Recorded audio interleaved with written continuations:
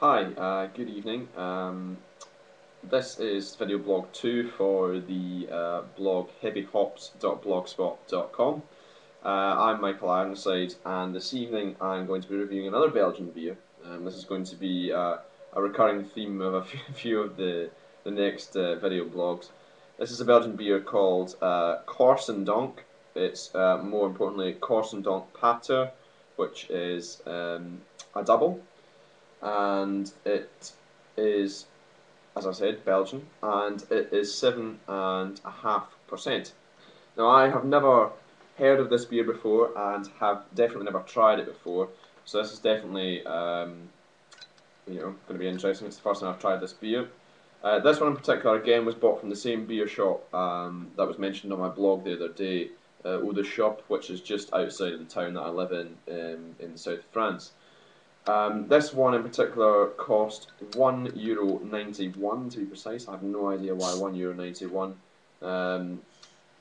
but at the current exchange rate, working out about probably about £1.75 for this bottle. Similar to the last video blog, I'm going to first taste it in a small Côte de Rhône snifter just to get the nose from it first. Oh, that's nice. Okay, so very dark. Okay, if I hold it up to the light there, I can only see a little bit of ruby red coming through on it.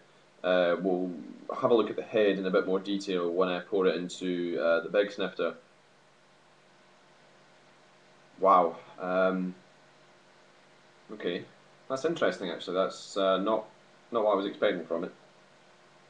Definitely heaps of apples in there and pears. There's actually almost a winey quality to it. There's almost a There's definitely almost a grapey quality to it as well. Obviously, I mean, you can tell by looking at the colour of it that you're going to have a lot of chocolate. There is a lot of chocolate in there as well, and also a little bit of caramel. It's not all.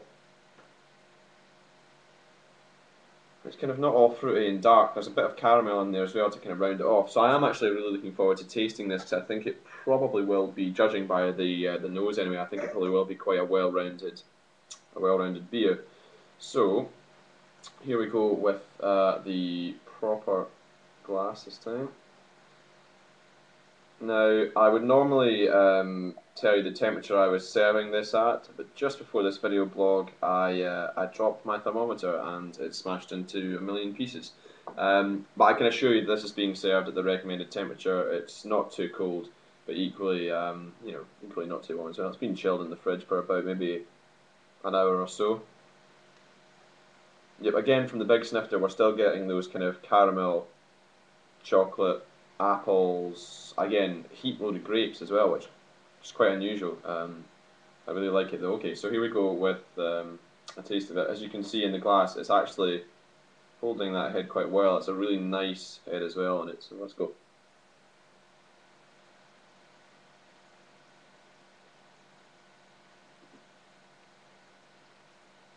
Wow.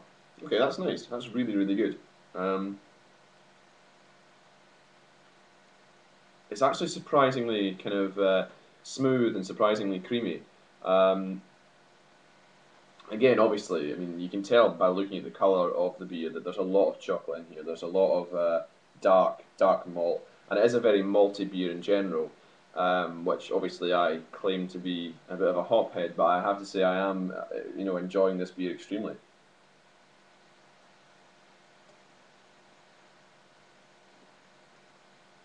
There's a kind of almost an ester um, taste going on there as well. But the one thing I would say is that it is very, very malty. In the mouth, it feels very, very dry, just lingering towards the back of the mouth after I've tasted it. It's got quite. I would describe it as quite a round but dry mouth feel. And it's definitely a medium-bodied beer. I'm not quite sure how easy this beer is to get in the UK, but certainly it was quite easy to get out here. Again, my proximity to Belgium probably helps with that one. So yeah, that one was Corsendonk Dubbel. And I would recommend that beer actually. I would recommend. It's not by far the best beer I've ever had, but it is. It's a good. It's a quite a good honest beer. It's what I would describe as being an honest beer. Well, I hope you enjoyed video blog number 2. I'm sure there'll be plenty to come in the future.